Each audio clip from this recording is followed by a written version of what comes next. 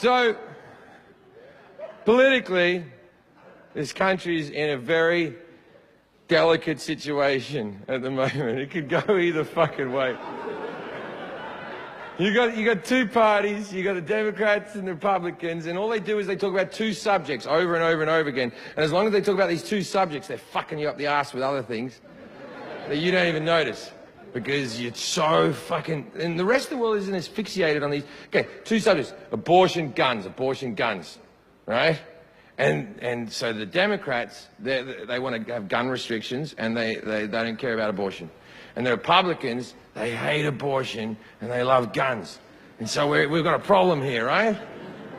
Because the Democrats are like, come on, you don't need a machine gun, and you know you don't.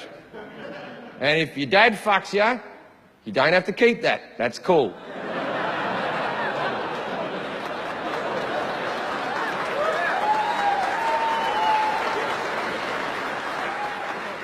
And the Republicans are like, all life is precious unless it steps on my property.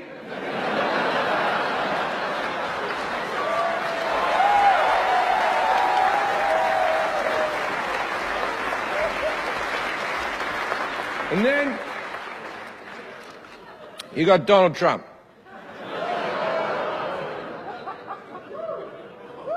Now, every time I've recorded a special, the other specials I've recorded in America have been in New York, San Francisco, and Boston. And everyone's called me a fucking pussy with my liberal agenda. I'm in fucking Nashville right now.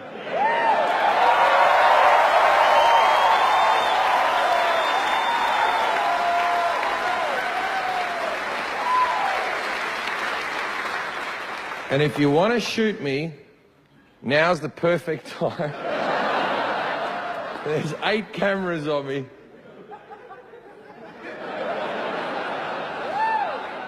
I think we're good. Isn't it sad that the country's gotten to the stage that when you buy theatre tickets, you go, oh, get ones on the aisle so we can run. Everyone wanted to get in the middle. We're like, no, you're sitting ducks in the middle. You'll...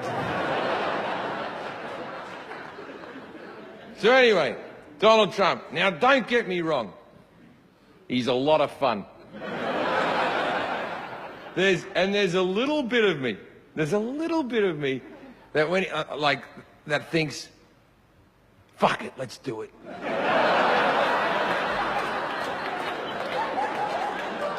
Let's do it and see how fucking crazy shit can get.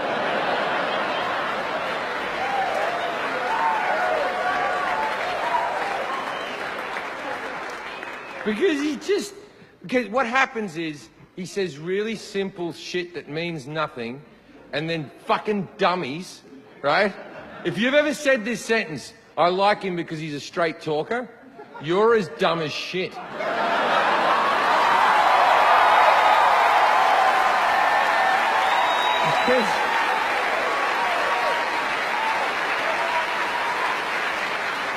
Just because someone says something simple that you understand doesn't mean they're a straight talker. You can say complex thing and be telling the truth, but because he goes, I'm going to make America great again, and you're like, I've got every word in that sentence. He's like, I'm going to build a wall. I have a wall at home.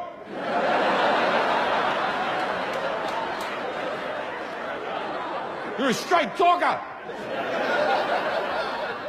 And then he just says shit that it won't happen.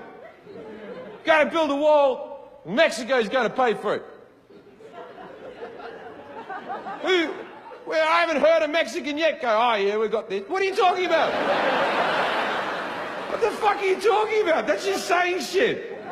He's like a kid running for class president who's just walking around going, and we're going to have 2 lunches. And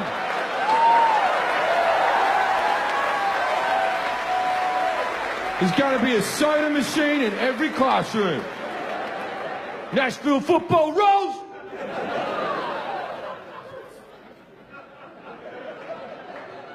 But here's where it doesn't get fun. And that's all. It's good fun. But here's where it's not fun, right? What he does is he preys on fear. As soon as at the beginning it was, oh, Mexicans, they're coming over and they're raping. And there was a terrorist attack and he went, oh, fuck, I'll go after the Muslims. Ah, we should kill the families of Muslims, which, by the way, you're not allowed to do. And then he started saying, after the Paris attacks, we should put every Muslim on a register, and we shouldn't let any more refugees come in from Syria. And the Muslims that live here on a register, that means ISIS win. As soon as he says that, ISIS have fucking won. Right? Because their plan to shoot people in Paris, that's not their end plan. They didn't kill 128 people and go, well, that's that done. You know what I mean? It's a recruitment tool. And the recruitment tool can only work if hate is bred. Right, so what he does is he says, oh, we're going to ban them, we're not going to let any more in the country, and the ones here have to be on a register. Now, you're a 16-year-old boy or girl that's a Muslim living in this country. You've lived your entire life in this country. You've always considered yourself American. And then all of a sudden, someone who could be your president says, you are not welcome here, and that you should be put on a register. Now, that kid, how fucking quickly do you think that kid could be radicalized now? Before, it wasn't going to be radicalized at all.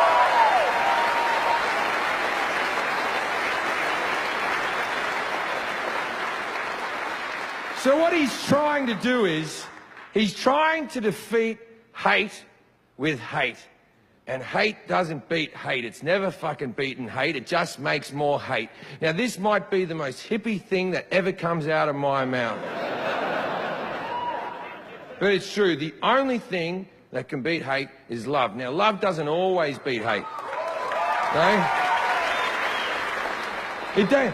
It doesn't always beat hate, but it does do something, right? Now, think about your own personal life.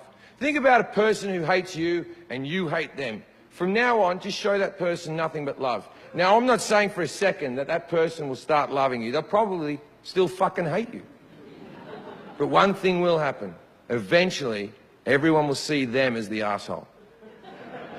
Don't be the arsehole, America. Don't be the arsehole.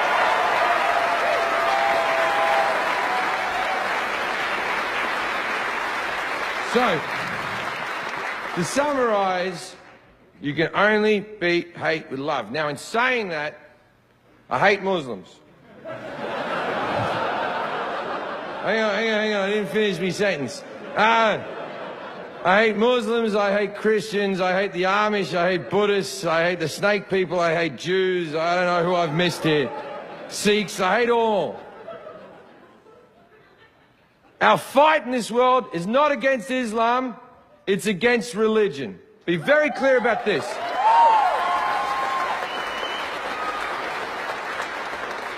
Because I can tell you this for sure. No one's head has ever been cut off in the name of atheism.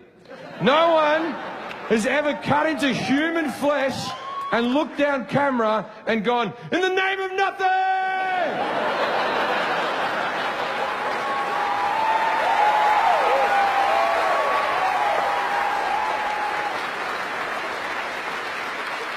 Now, let me be clear about this.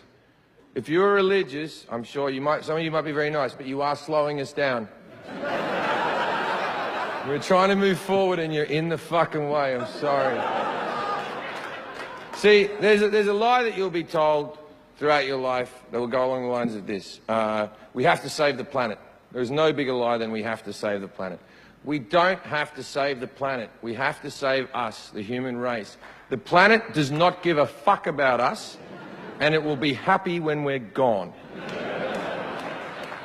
We are in the planet's way. Have you ever seen one of those documentaries where they go, this is what New York will look like 1 year after the human race dies, and it's all covered in vines and shit? The planet wants us gone. As soon as we're gone, the planet will go, I'm going to do dinosaurs again. Right? Like...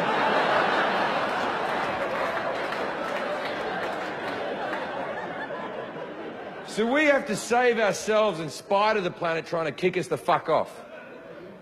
Right? Now imagine that the world is a train track and society is a train. And as society has always had to do, the train has to move forward. Because if it stops moving forward, we will run out of resources around the train because we'll be stationary, and the gears will lock up and the vines will take over. So it has to keep going forward. Now, in this train, we have the people in the engine room, the people who are running the show. And those people in our society who run the show are scientists. These are the people who are inventing medicines for you to live longer, and surgeries for you to live longer, and finding alternative fuel sources, and engineers that are making machines that run more efficiently, right? Now, all these people are scientists. Now, whether you like it or not, scientists are primarily atheists. And they're all in the front carriage dragging us along. Now, in the second carriage, we have a bunch of cunts that I don't think get fucking enough flack. Agnostics. These fucking wishy-washy fucks.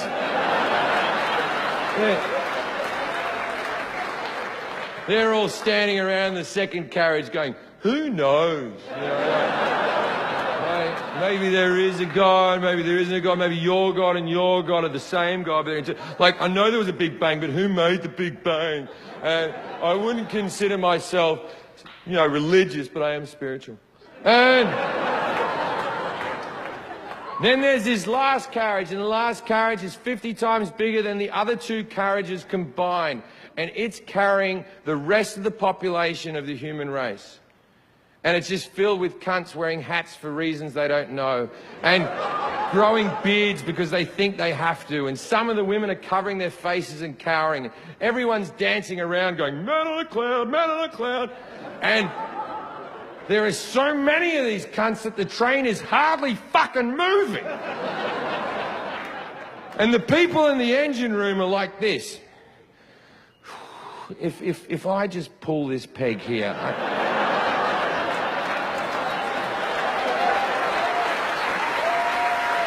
Do you know how fast we've been moving? Oh, well. I'm not going to change people's opinions, I guess. I don't fucking...